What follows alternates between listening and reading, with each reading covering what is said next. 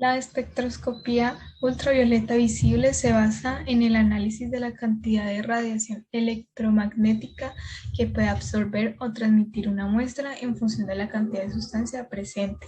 Esta utiliza la luz en los rangos visibles.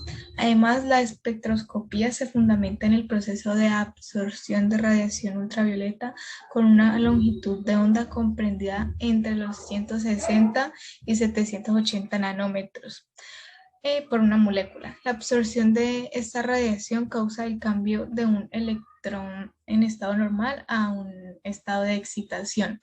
Esta se utiliza en la determinación cuantitativa de soluciones metálicas o de compuestos conjugados según su absorción. El método estándar interno se utiliza comúnmente para las técnicas analíticas de carácter multicomponente. En este método, antes de llevar a cabo el procedimiento analítico, se adiciona a la muestra un compuesto con propiedades físico-químicas parecidas a las del analito, el cual sería el estándar interno. Durante el procedimiento, el analito se comporta de manera semejante y se pueden usar factores como el rendimiento de la extracción, polaridad, formación de pares iónicos, entre muchos otros. Entonces, esto quiere decir que cualquier error analítico va a afectar al contenido del analito y del estándar interno en las muestras y va a ser proporcional al contenido de analito en la muestra. La técnica analítica es la absorbancia o emisión de radiación electromagnética por parte de la sustancia que se quiere estudiar. Para entender cualquier técnica espectroscópica en este procedimiento, que son la fuente de luz, la muestra que se quiere estudiar y un detector. La muestra interacciona con las sustancias de las que está formada, estas modifican la luz incidente, porque la absorben parcialmente o porque emiten una diferente. Y con un detector registramos la luz resultante, las diferencias entre la luz incidente y la luz resultante, como lo conocemos como espectro, se puede obtener todavía, se diferencian según el tipo de energía radiante implicada, o también se puede diferenciar mediante la luz que se está utilizando en ese momento. Existen tres espectroscopías de absorción atómica, la de espectroscopía infrarroja, la que estamos usando pues, para la exposición, que es la ley de Lambert-Eaton. Esta ley relaciona la concentración de un analito absorbente con el espectro de la muestra y con su absorbancia. A mayor concentración hay una mayor absorbancia. Por lo tanto, esta ley puede ampliarse para determinar concentraciones de compuestos.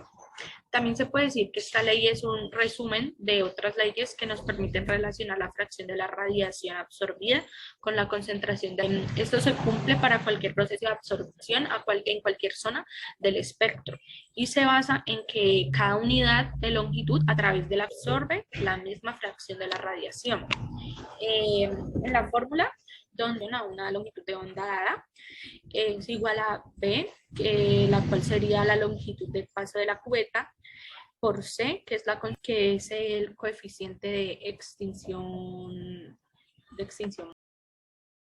Un espectrofotómetro es un instrumento utilizado para medir la transmitancia y absorbancia de una muestra en función de la longitud de una radiación electromagnética.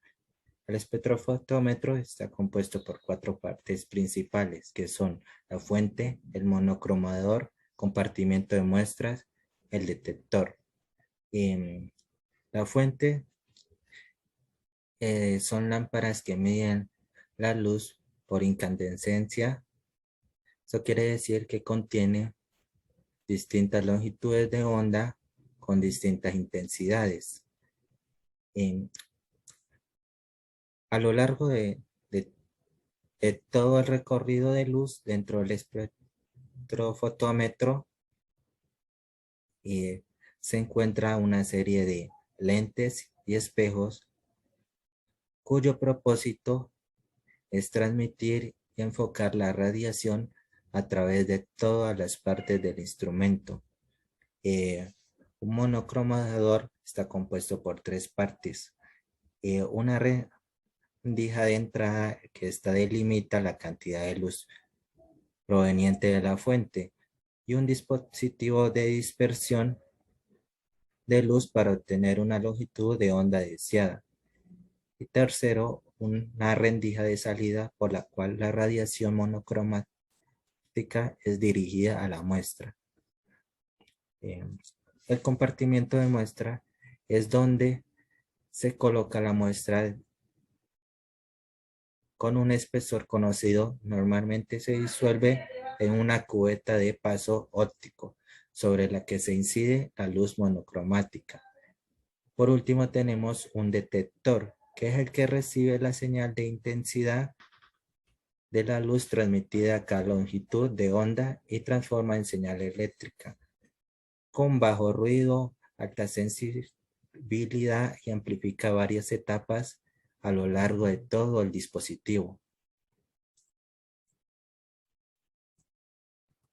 Y aplicaciones del espectrofotómetro tenemos la determinación de grupos funcionales en moléculas orgánicas, análisis de muestras bioquímicas, determinación en metales y compuestos de coordinación, análisis de semiconductores, medidas de color y determinación de cuantificación.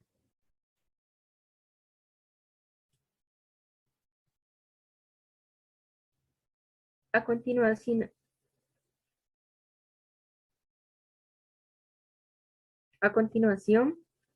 les socializaré los parámetros que son necesarios para el estándar interno en la espectrofotometría UV-Vis.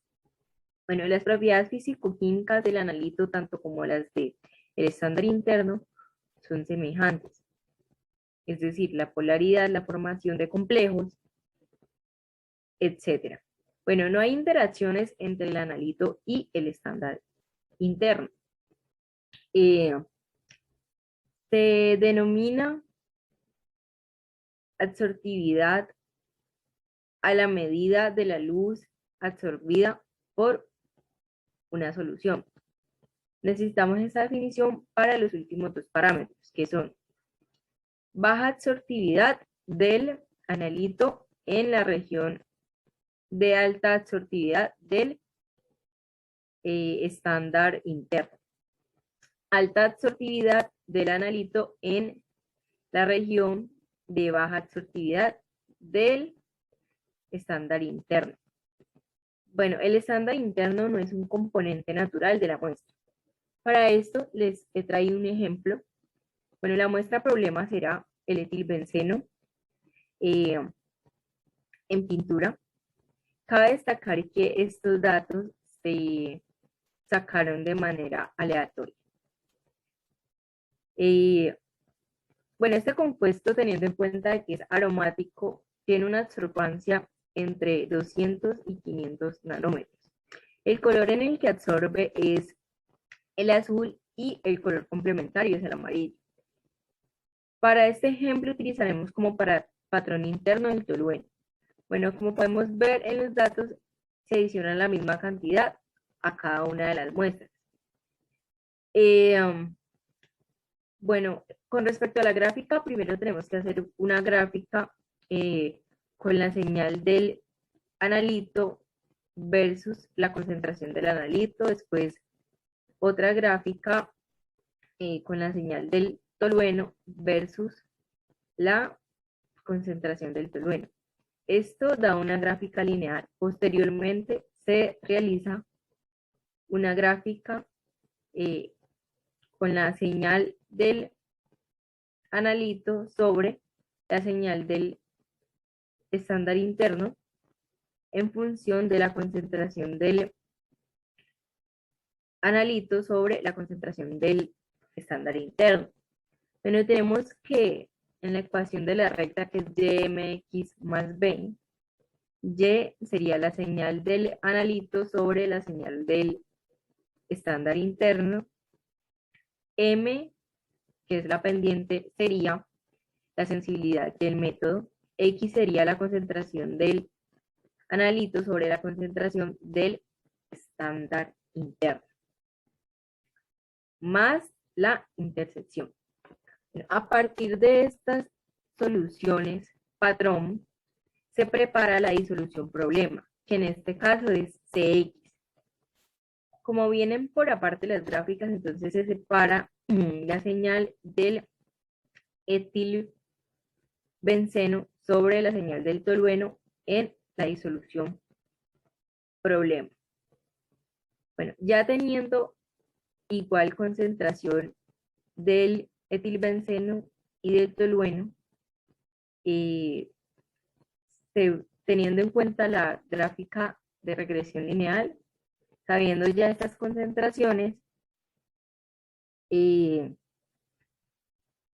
relación a la señal, bueno, posteriormente se despeja el Cx para hallar la concentración de la disolución problema.